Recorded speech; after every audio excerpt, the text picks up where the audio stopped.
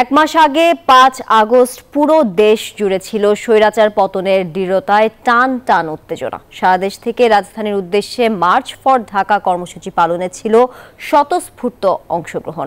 কোটা সংস্কারের দাবিতে গেল জুলাই থেকে বৈষম্য বিরোধী ছাত্র আন্দোলন শুরু হয়।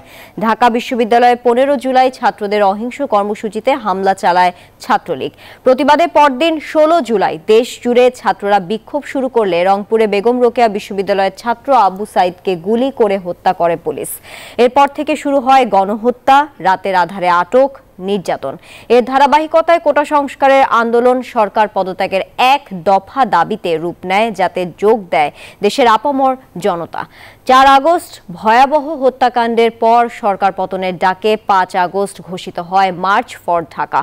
আন্দোলনের তীব্রতায় পদত্যাগ করে দেশ ছাড়েন সাবেক প্রধানমন্ত্রী শেখ হাসিনা। সফল পরিসমাপ্তি ঘটে ছাত্র জনতার গণ অভ্যুত্থানের। এনজিওর কিস্তি প্রথমবার বিকাশ পেমেন্ট করলেই ২০ টাকা ইনস্ট্যান্ট ক্যাশব্যাক।